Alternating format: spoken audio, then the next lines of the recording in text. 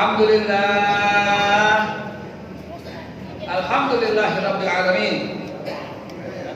Wa bihi nasta'inu ala umuri dunya waddin. Asyhadu an la ilaha illallah al-malikul haqqul mubin. Wa asyhadu anna Muhammadar Rasulullah shadiqul wa'dil amin.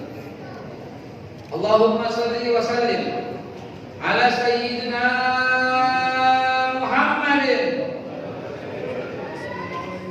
wa ala alihi wa sahbihi ajma'in, amma ba'du. Ya ibadallah, usikum wa nafsi bitaqwallah. Faqad fazal muttaqun. Faqad fazal man ittaqa wa khaba man tagha. Kama qala Allah Ta'ala fil Qur'anil Karim. A'udzu billahi minasyaitonir rajim. Bismillahirrahmanirrahim. Ya ayyuhalladzina amanu taqullaha wa tanzur nafsum ma qaddamat lighad. Taqullaha innallaha khabirun bima ta'malun. Sadaqallahul azim wa sadaqa rasulun nabiyil karim wa nahnu ala dzalika minasyahidin walhamdulillahi rabbil alamin. Setelah memuji kepada Allah dan bersalawat kepada Rasulullah sallallahu alaihi wasallam, saya bersyukur menambah lagi saudara, menambah lagi silaturahim, menambah lagi satu ikatan ukhuwah, menambah lagi ittihadul ummah, dan masjid ini menjadi masjid yang pertama kami kunjungi di daerah Jakarta Utara. Alhamdulillah, ala kulli hal. Rasa saya, rasa gembira, rasa syukur saya kepada Allah Subhanahu wa taala atas diterimanya dengan baik oleh para DKM, para yang yayasan, para guru, imam kita yang hari ini tidak lain dan bukan. Izinkan saya berbicara soal betapa dahsyatnya kekuatan Islam pada masa itu, bukan sekarang. Pada masa lalu, bukan sekarang. Pada masa penjajahan, bukan penjajahan era sekarang. Pada waktu itu dahsyatnya luar biasa, Pak. Saya sebagai orang yang pemerhati sejarah, bayangkan pada waktu itu, siapa yang sanggup, siapa yang mengira, siapa yang menduga kekuatan Belanda pada waktu itu mencengkeram dari Aceh sampai Papua. Sementara umat Islam, tokoh umat Islam baru bersuara dikit ditangkap. Misalnya Kiai Haji Ahmad Dahlan, misalnya ya, tokoh-tokoh Islam pada masa itulah ya. Jadi jamaah sekalian, luar biasa. Kita dicengkeram habis-habisan. Dan tahukah cengkeraman yang lebih menyakitkan hati, cengkeraman yang lebih membuat umat kita ini menjadi berpecah belah, cengkeraman yang membuat kita menjadi heran dan menangis, demam-demam yang menjadi kaki tangan Belanda ternyata lebih banyak daripada Belanda itu sendiri. Film-film yang telah kita lihat, sejarah-sejarah yang kita baca, demam-demam itu menjadi kaki tangan Belanda. Ditungguin orang ceramah, nyinggung sedikit Belanda, diborgol, dibawa ke tempat-tempatnya Belanda. Belandanya nggak datang, tapi kaki tangannya datang. Kenapa? Kenapa? Gara-gara diangkat sebagai jabatan. Cuma dikasih seragam sama Belanda, ama dikasih beberapa gulden dengan Belanda, maka jadilah pecah belahnya luar biasa dahsyatnya. Dulu saya cerita, bukan sekarang, Pak. Dulu saya cerita, bukan sekarang, Pak. Dulu.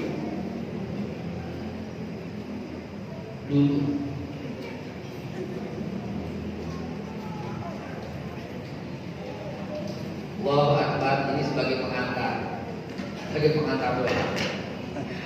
Bismillahirrahmanirrahim. Kalau kita nonton bioskop kan ada trailernya ya. Nah, baru satu trailer. Allahu Akbar, walillahil hamd. Bismillahirrahmanirrahim. Bismillahirrahmanirrahim. La yadurru ma'asmihi syai'un fil ardi wa la fis samaa'i. Bismillahirrahmanirrahim. Allahi la haula wa la quwwata illa billahil aliyyil azim. Bismillahirrahmanirrahim. Hasbi Allah tawakkaltu 'ala Allah inna sabtu billah wa tawakkaltu ila Allah ma syaa Allah la quwwata illa billah. Bismillah walhamdulillah wa khairu wa syarru bi maksiatillah. Bismillah tawakkalna billah, bismillah ta'assabna billah. Bismillah amanna billah wa may yu'min billah la khaufun 'alaihim. Bismillahirrahmanirrahim. Bismillahirrahmanirrahim. Bismillahirrahmanirrahim. Qala Allah Ta'ala fil Qur'anil Karim. A'udzu billahi minasy syaithanir rajim. Bismillahirrahmanirrahim. Ya ayyuhallazina amanu ittaqullah. Hai orang yang beriman, takwalah kepada Allah. Wa tanzur nafsum ma qaddamat lighad. Setiap diri dalam melihat ke belakang apa yang sudah dia lakukan, apa yang telah terjadi baik pada dirimu maupun masa-masa yang lampau, lighad, untuk bisa tahu bagaimana besok, untuk bisa bersikap bagaimana besok, untuk bersikap bagaimana melakukan forecasting terhadap kehidupan, ideologi, politik, sosial, keamanan dan pertahanan. Di Polexo sebut Hankamnas lah kalau zaman dulu. Lighad, wattaqullah, wattaqullah, dan bertakwalah kepada Allah. Innallaha khabirun bima ta'malun. Allah Maha waspada pada apa yang kamu kerjakan dan apa yang kamu lakukan. Hadirin, anak-anak kita sekarang ini menjadi korban terus dari korban yang telah terjadi pada kita. Dari korban yang telah terjadi pada kita, izinkan saya bertanya kepada Bapak Ibu sekalian jamaah, Islam masuk ke Indonesia melalui pedagang Gujarat dari India. Ini nggak benar Bapak Ibu sekalian. Demi Allah tidak benar. Loh kok saya berani ngomong demi Allah? Iya. Saya lebih percaya hadis, saya lebih percaya Quran, saya lebih percaya artefak sejarah daripada omongan Sunahul Qur'annya itu. Sunahul Qur'annya yang bercerita soal itu. Sunahul Qur'annya yang bercerita soal masuknya Islam ke Indonesia melalui pedagang Gujarat dari India. Tidak demikian. Bukti-bukti dan fakta-fakta yang menunjukkan jauh sebelum 1426 Islam sudah ada di Indonesia. Makam Fatimah binti Maimun itu tahun 980 sudah ada di Indonesia. Pada tahun 635, bayangkan 635. Rasulullah wafat 632. Abu Bakar Siddiq wafat 634. Berarti masa Sayyidina Umar bin Khattab Islam sudah ada di Aceh dengan adanya makam yang bertuliskan La ilaha illallah tahun 635. Mohon maaf saya belum 100% siap untuk presentasikan karena betul-betul ini dadakannya cuma 3 hari ya. Sementara saya berada di beberapa kota di 3 hari ini. Hadirin untuk Allah Subhanahu wa taala, ini yang mesti kita luruskan. Enggak benar untuk pedagang Gujarat dari India itu enggak benar. Keluarga Ibn Mas'ud lah yang diminta oleh Umar bin Khattab lah menebarkan Islam sampai ke Nusantara. Dan mereka tiba di sana dan wafat di daerah Barus. Ya, daerah Barus itu apa dulu ya, antara Aceh Medan. Ya Medan sih masuknya. Dan di sana ada makam tinggi. Dan di sanalah para sahabat Nabi dimakamkan. Terus menurut cerita Cengho, Laksamana Cengho yang Tionghoa itu, menurut Buya Hamka dalam bukunya Sejarah Islam Nusantara, menurut catatan Ibnu Battuta dan Ibnu Haikal ahli sejarah dan berbagai macam literatur, bahkan menurut catatan di Museum Oxford di Inggris pada tahun 711 telah masuk Islam ke Indonesia melalui Guangzhou yang rata-rata pendakwahnya adalah orang-orang Cina, tapi orang-orang Cina ini telah diislamkan oleh Sa'ad bin Abi Waqqas di zaman pemerintahan Sayyidina Utsman bin Affan, yang kemudian saat itu keluar dari setelah masa Utsman bin Affan, Sa'ad bin Abi Waqqas keluar untuk berdakwah atas perintah tentunya alaikum bisunnati wa sunnatul khulafaur rasyidin. Sebelum itu ya, Cheng Ho juga mencatat, Ibnu Battuta, Ibnu Haikal juga mencatat bahwa pada tahun 646 di masa pemerintahan Sayyidina Utsman bin Affan, Islam pun telah masuk di kerajaan Kalingga. Cheng Ho menuliskan kerajaan Kalingga itu kerajaan Holing. Yang tercatat kerajaan Holing itu sekarang ini, kalau ada sekarang, di daerah Jepara, Jawa Tengah. Di sanalah Islam sudah mulai tiba. Betapa hati-hatinya almarhum Buya Hamka dalam bukunya Sejarah Islam Masuk Nusantara hanya menuliskan seorang sahabat Nabi, tidak mencantumkan namanya. Seorang sahabat Nabi, nggak disebut namanya, yang diutus oleh Sayyidina Utsman bin Affan. Begitu tulisan almarhum Buya Hamka yang menjadi guru di Nusantara. Ingat, saya sebut Nusantara, bukan Indonesia. Orang bertanya pada saya, Ustaz Haikal, kok sebutnya Nusantara, kok enggak Indonesia? Ustaz, termasuk Islam Nusantara ya? Kita nggak boleh saling ngomong di sosial media. Kemarin rame foto sama Ganjar, disebut saya ketua tim ses Ganjar. Saya dapat foto itu. Dapat lagi nggak? Dapat, banyak yang dapat ya. Inna lillahi wa inna ilaihi raji'un. Saya berkali-kali saya sampaikan, wallahi wa billahi wa tallahi, nggak sengaja ketemu beliau, Pak, nggak sengaja, nggak sengaja. Tahu-tahu ditulis sebagai tim sesnya, cuma sekedar foto. Ya Allah ya Rabbi, itulah sosial media. Ketemu Ade Armando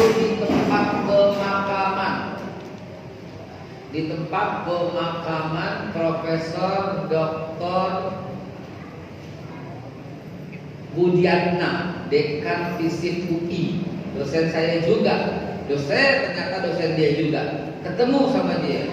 Nah, kesempatan saya tuding, kenapa mulutnya begini, kenapa jahat begini.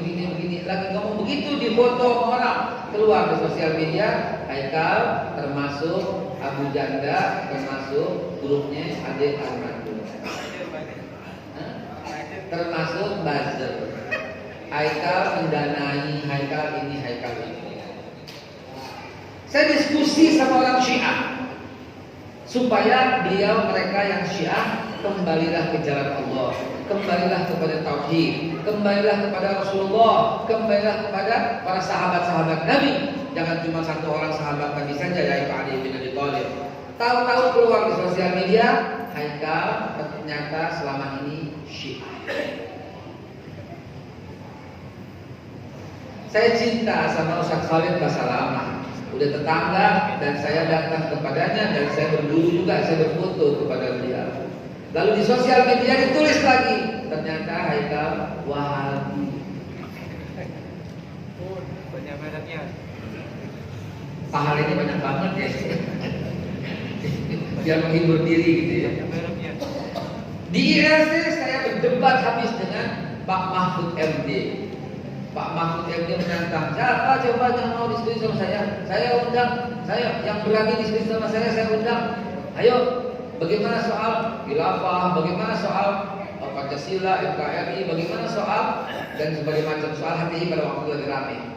Saya menyambut, oke Pak Mahfud, saya akan datang ke tempat Anda untuk berdiskusi. Lagi diskusi begitu difoto sama orang, ternyata disebut Haikal adalah bagian daripada rezim dan dendal Pol.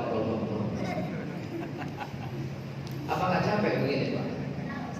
Akhirnya fitnah merajalela, akhirnya terjadilah perpecahan.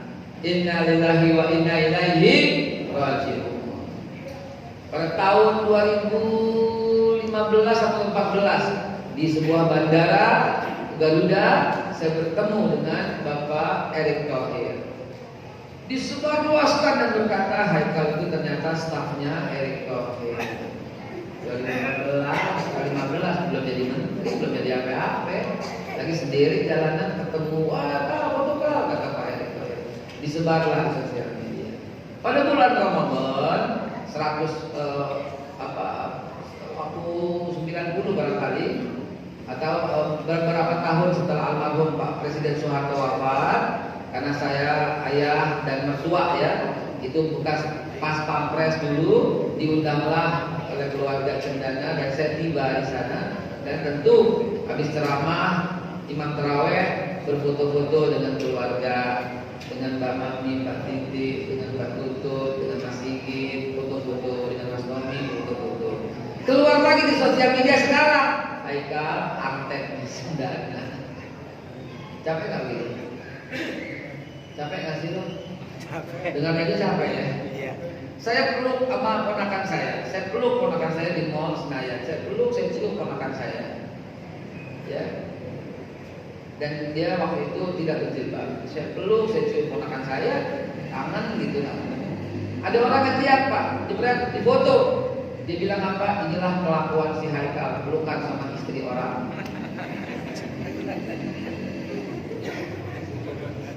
Apa nggak capek begitu terus? Saya yang capek.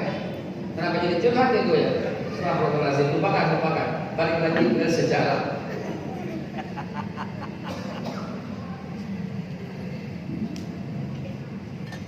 Gampang sekali umat diadu domba. Saya bukan melihat saya ini Bapak Ibu sekalian, saya melihat potensi ini terus dikembangkan oleh para buzzer. Dan bukan cuma saya, semua kena. Cuma yang lain agak hati-hati, saya agak cuek. Karena saya punya prinsip saya begini. Orang yang terganggu dengan pujian atau hinaan orang lain, dia cumalah hamba amatiran. Ya, saya ulangi kata-kata bagus banget tuh dari Haji Abdul Mamait dari Gus Dur. Orang yang terganggu dengan pujian atau hinaan orang lain atau cacian atau fitnah orang lain, dia cuma hamba amatiran. Seorang mukmin sejati tidak akan pernah terganggu dengan fitnah, pujian, cacian, makian dari orang lain. Gus Dur hanyalah membahasakan kembali sabda Rasulullah SAW bahwa orang mukmin sangat mengagumkan kata Nabi. Diuji dengan yang beruntung, yang indah, cakep, dia bersyukur kepada Allah, dia bertambah nikmatnya. Diuji dengan segala macam fitnah, cobaan dan cacian, dia bersabar kepada Allah, dia mendapatkan nikmat juga. Jadi mengagumkan sangat, begitu maksudnya. Nah, hari ini mari Bapak Ibu sekalian, jangan terpengaruh dengan sosial media. Kita mesti bersatu. Ketika bersatu di akar rumput, maka apa atas itu bersatu, Pak.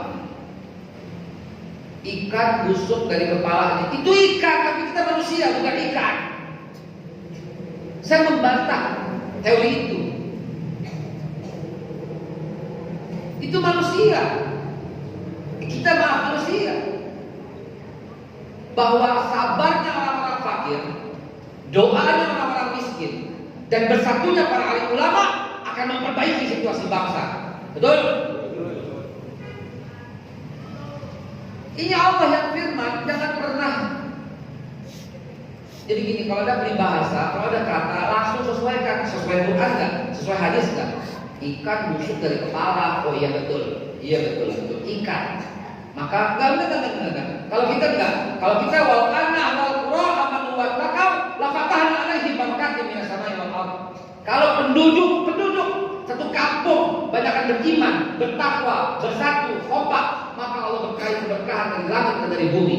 Ibnu Abbas radhiyallahu anhu dalam tafsir yang lain mengatakan azab dari atas itu adalah bukan gempa bumi di akhir zaman.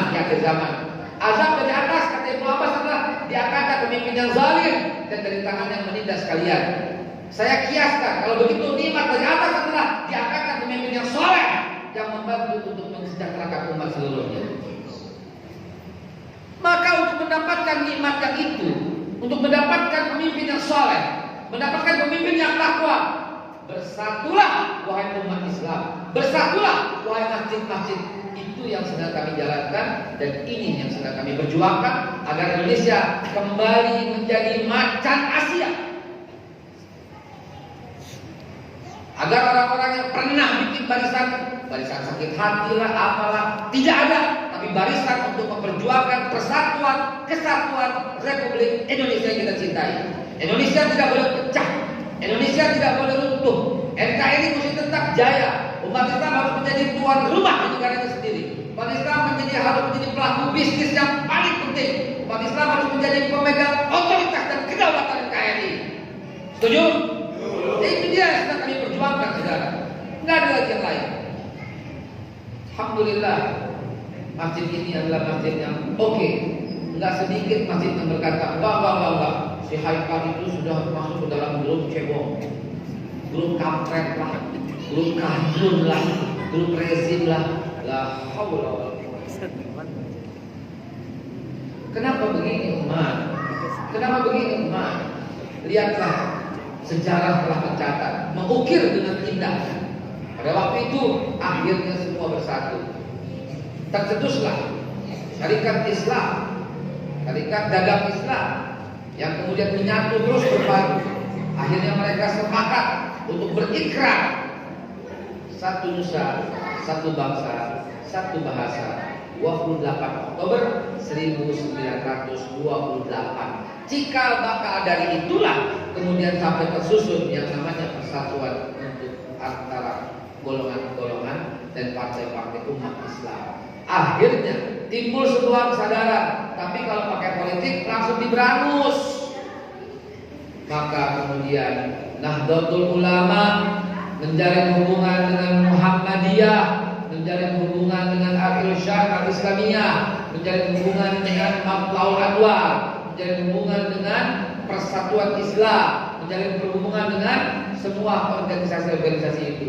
Maka kemudian mereka berkumpul, kemudian sepakat mendorong Soekarno-Hatta untuk berani melawan kemerdekaan. Demikian kurang lebih Bapak Ibu sekalian, kita bisa belajar dari sejarah dan Allah yang sampaikan.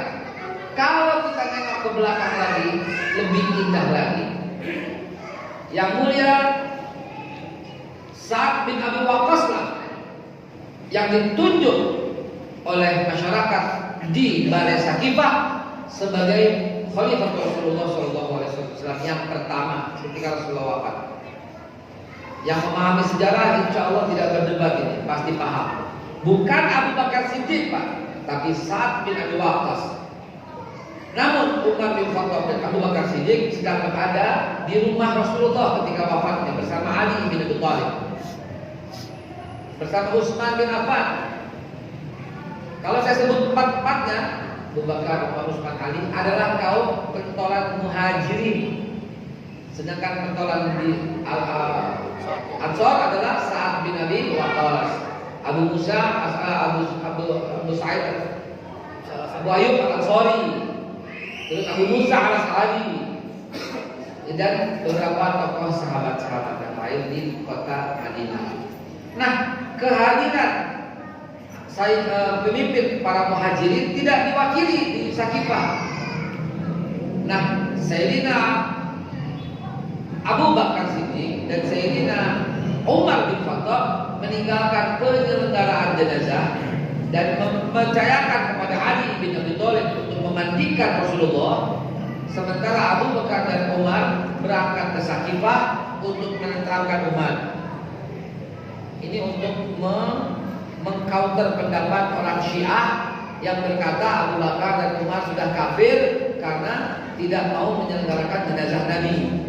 Hei, nggak bisa dibilang begitu, saudara. Yang menyelenggarakan jenazah Rasulullah itu keluarga. Kalau Abu Bakar yang mandikan, ntar Umar mau, Utsman mau, Tolha mau, Zubair mau. Ada 124.000. Kalau 124.000 mau mandikan, berapa lama kami dimandikan? Seminggu, ya kan? Maka yang menyelenggarakan adalah Sayyidina Ali, kemudian Al Hasan dan Al Husain, cucu Rasulullah. Bukan mengkafirkan para sahabat dengan dalil nggak ikut menyelenggarakan memandikan. Ya, hadirin yang dimuliakan Allah Subhanahu Wa Taala, masih ada waktu cukup. Nah, jadi akhirnya berangkatlah Sayyidina Abu Bakar dan Sayyidina Umar ke sana. Seketika melihat Abu Bakar dan Umar di Balai Sakifah, langsung sampai beliau berkata, "Jangan saya tidak berhak memimpin kaum. Karena aku dengar Rasulullah bersabda, yang lain berkata demikian. Apabila ada nabi setelah aku, maka Umarlah nabinya. Begitu. Jadi pengangkatan pemimpin pada masa lalu sangat musyawarah demokratis dan saling mendorong, bukan saya aja. Seperti para pemimpin yang sekarang berlomba-lomba seperti itu. Nggak menjurus pada satu orang saja, supaya semua kompak, semua mau, semua partai mau, bayangin. Nantilah kita bicara soal itu. Sabar. Yang lain berkata lagi, ya aku dengar Rasulullah bersabda, inna syaitanu la yafiru min diri Umar. Sesungguhnya setan lari iblis daripada ketemu Umar. Mari kita angkat Umar jadi khalifah Rasulullah.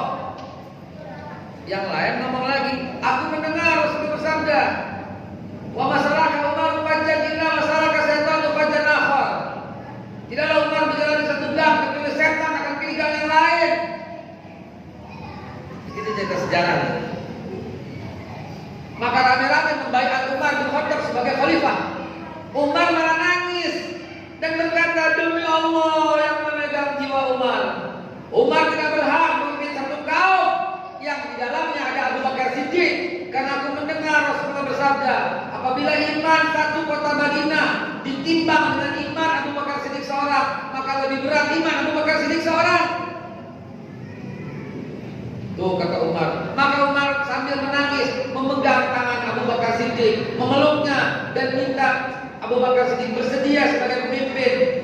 Seraya berkata lagi yang lain, ya pada waktu Rasulullah sakit, Abu Bakarlah yang diminta oleh Rasulullah untuk menjadi imam pada waktu sholat maghrib dan isya.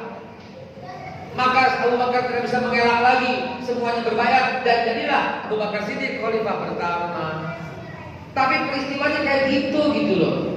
Enggak berkata saya aja, pilih saya, enggak gitu Pak. Enggak gitu.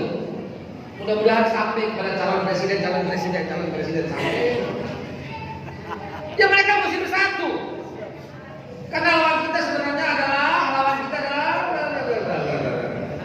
kalau gue sebut jadi ramai dipanggil baris gitu gue. Ya, enggak lah ya.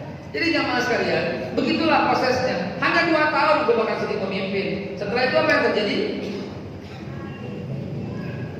Wafat, dilanjutkan oleh Umar bin Khattab yang mau dipimpin itu. Ternyata tahun 644, itu kejadian 634. 10 tahun kemudian Umar bin Khattab ditusuk oleh siapa? Oleh Abu Lu'lu' al-Firaus. Maka barulah kemudian musyawarah, diangkatlah tim 8. Tim 8 itu Utsman bin Affan, Ali bin Abi Thalib, Talha bin Ubaidillah, Zubair bin Awam, Abdurrahman bin Auf, Bilal bin Rabah, Salman al-Farisi dan Bizal al-Ghifari. Tim 8 dibentuk saat Nabi Waqqas keliling seluruh kota Madinah. Siapa pengganti Umar bin Khattab? Seluruh kota Madinah disurvei. Jadi umat Islam maju demokrasinya pada zaman itu. Tapi bukan demokrasi ala barat sekarang. One man one vote itu demokrasi ala barat yang cocok dengan Islam. Islam cocoknya dengan apa? Ustaz, dengan Pancasila. Kerakyatan yang dipimpin oleh hikmah, kebijaksanaan dalam permusyawaratan perwakilan, itu cocok dengan Islam. Karena zaman pengangkatan pemimpin pada masa itu diwakilkan oleh tim 8 ini, biar paham sejarah makanya. Maka saat Nabi Waqqas keliling, maka dapat 2 nama. Pertama Utsman bin Affan, yang kedua Abdurrahman bin Auf. Lagi-lagi Abdurrahman bin Auf berkata, jangan aku, Utsman saja yang jadi pemimpin. Utsman pun berkata, jangan aku, Abdurrahman saja yang jadi pemimpin. Tuh, orang dulu tuh kalau diangkat. Maka kemudian Abdurrahman bin Auf saking tidak maunya jadi pemimpin, dia keluar kota Madinah dan dia berkata, ya Allah, wafatkan aku ya Allah daripada menjadi pemimpin. Sampai wafat Abdurrahman bin Auf. Maka diangkatlah pemimpin waktu itu menjadi calon dari 2 jadi 1, yaitu Utsman bin Affan. Jelas semuanya sejarah, saudara. Andai kata para pemimpin yang sekarang lagi berebut kepemimpinan memahami sejarah ini, tentu si A akan berkata, Bapak saja yang lebih berhak. Si B akan berkata, jangan-jangan saya, Bapak saja yang lebih berhak. Si C berkata, jangan-jangan saya, Bapak kan ketua partai, Bapak saja yang menjadi berhak. Yang lain terus begitu. Indah banget kalau begitu. Shallu ala Nabi Muhammad. Itu yang diharapkan saudara-saudara. Mudah-mudahan dengan kelilingnya saya di 1000 masjid akan menjadi pencerahan bagi semua bahwa umat Islam harus bersatu. Kembalilah kepada salafus saleh, kembalilah kepada Rasulullah, kembalilah kepada para sahabat, kembalilah kepada cara-cara seperti ini yang akan seperti ini akan mendatangkan baldatun thayyibatun wa rizqun ghafur. Berangkat dari situ seiring dengan mencerdaskan umat akan saya perkenalkan Badan Wakaf Al-Quran yang mengiringi kami dalam menyiarkan persatuan-kesatuan. Karena kalau kita menyiarkan buku, ada yang cocok, ada yang nggak cocok. Kita menyiarkan paham, ada yang tersinggung, ada yang nggak tersinggung. Tapi kalau kita mensertai Al-Quran, siapa yang tersinggung? Maka kami menyertai Badan Wakaf Al-Quran dimanapun kami berada, insya Allah. Ya, ada yang perlu disampaikan? Boleh? Silakan, kami persilahkan sampai menjelang waktu isya. Silakan.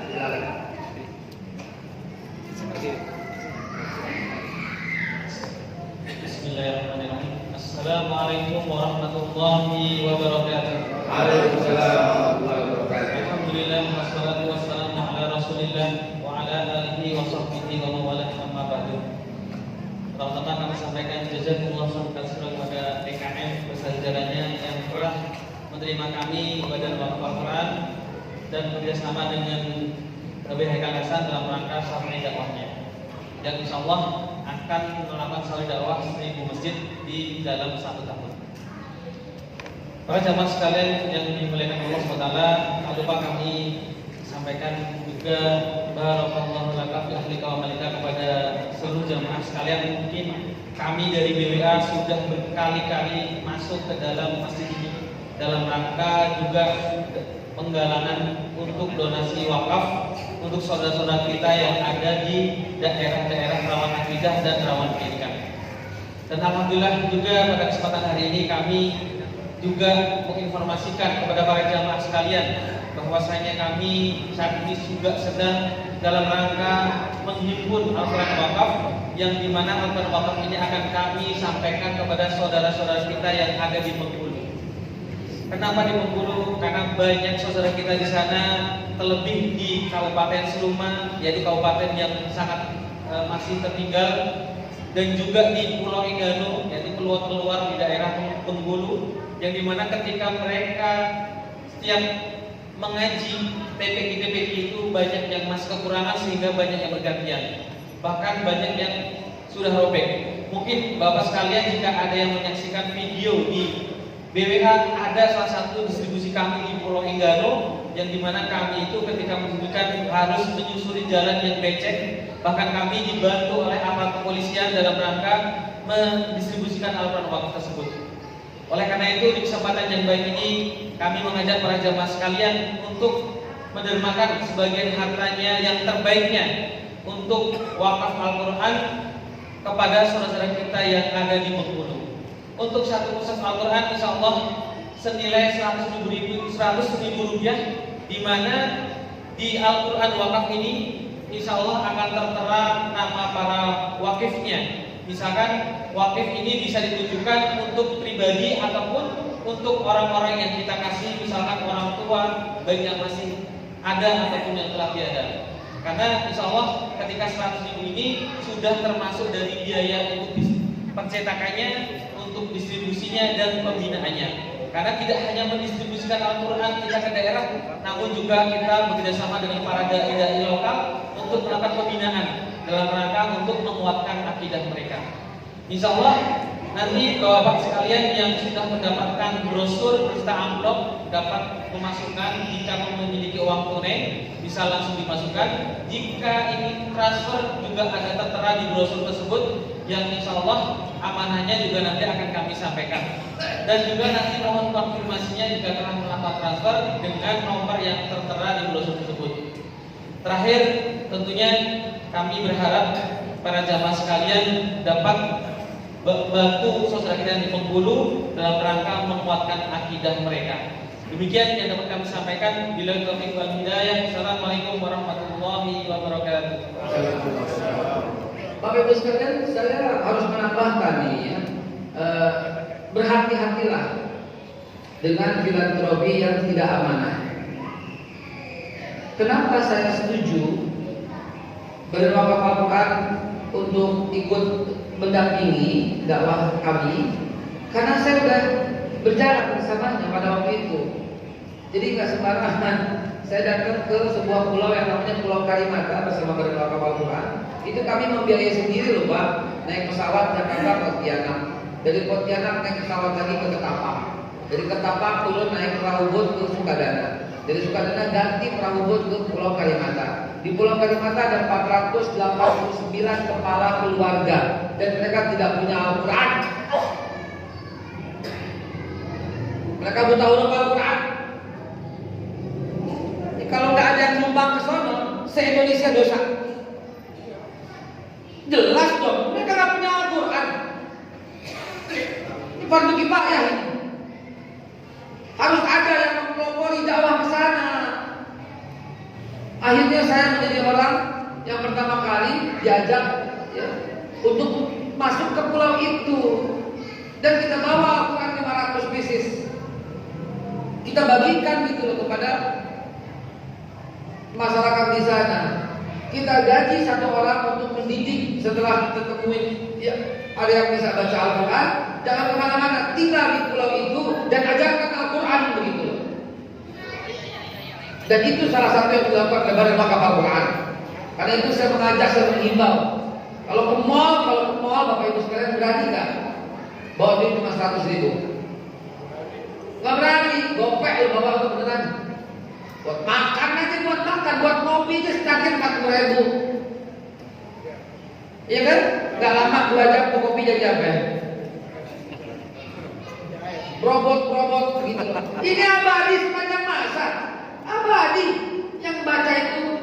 A'udzubillahi minasyaitonirrajim. Ente lagi tidur, tapi dapat pahalanya abadi. Besok dibaca lagi Bismillahirrahmanirrahim, dapat lagi. Besok dibaca lagi Yasin, dapat lagi. Besok dibaca lagi Subhanallazi terus dapat. Makanya saya percaya, sehingga saya bilang silahkan. Kalau Badan Wakaf Al-Quran silahkan. Karena Al-Quran Indonesia masih langka. Antum tinggalnya di Jakarta, jadi gampang Al-Quran dapat di mana saja. Buat orang di Pulau Karimata, buat orang di Bengkulu, buat orang di suku anak dalam, buat orang di macam-macam langka begitu, susah begitu. Jadi kami juga ini menghimbau, jangan pelit-pelit lah. Ya, kita mesti mensupport begitu. Hadirin, ada yang mau ditanyakan? Tafadhol. Kalau tidak, kita azan Isya. 31 ya? Masih 4 menit lagi. 4 menit lagi. 13.36 berarti ya? 31 ini cepat. 19.3. Terlalu cepat. Oh, ini kecepatan. Baik. Silakan kodol. Kalau yang mau ditanyakan, tafadhol, saya persilakan. Ini rekamannya ada dalam bentuk live. Oh iya live. Kasih saya linknya. Nomor handphone di sini. Linknya kasih saya. Bukan apa-apa, aku capek difitnah belum. Kalau bapak lagi.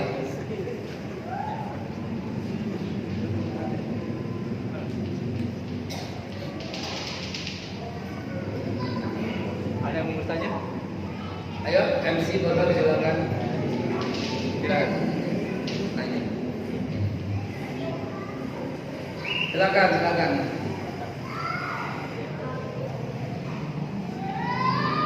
Ini Mas ya. Ini saya. Di link ini sekarang saya tunggu.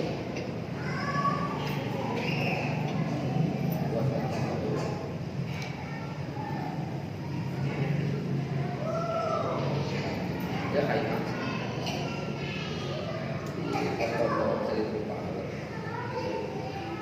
Oke. Coba kan.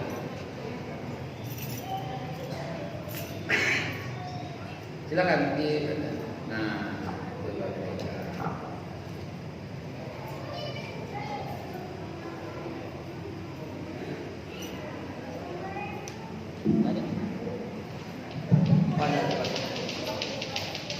Ini ya.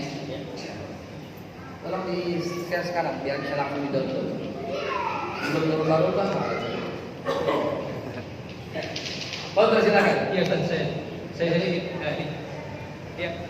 Masya Allah. Iya jadi Ustaz, slogan-slogan persatuan ini kan di negeri kita terus dibingungkan.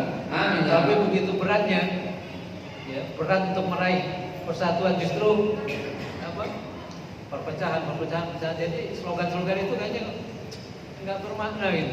Persatuan yang bagaimana dimaksudkan ini? Baik, bismillahirrahmanirrahim. Pak, izinkan saya menjawab. Jangan pernah mikirin hasil.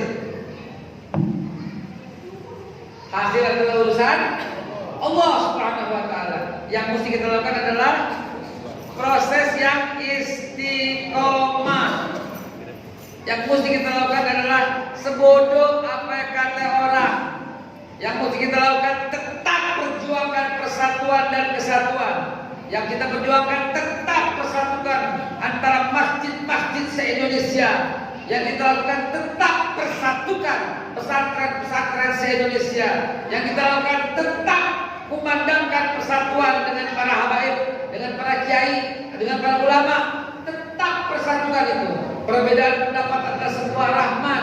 Jangan mengkufurkan satu sama lain, jangan mengkafirkan satu sama lain, jangan menafikan satu sama lain, jangan mengatakan pengkhianat satu sama lain, jangan mengatakan munafik satu sama lain, jangan membid'ahkan satu sama lain, jangan menzalimkan satu sama lain, jangan mentauhidkan satu sama lain. Itu yang kita kumandangkan. Takbir. Persatukan semuanya. Beda pendapat itu biasa. Begitu kata-kata kafir lo, musyrik lo, munafik lo, pengkhianat lo, togut lo, bid'ah lo, zalim lo, dan seterusnya, itulah menjadi bibit perpecahan. Sekali lagi, jangan pikirkan hasil. Hasil adalah urusan Allah Subhanahu wa taala. Tetaplah istiqomah, persatukan semua, suarakan itu semua. Insya Allah akan indah pada waktunya nanti. Amin ya Allah ya Rabbal alamin.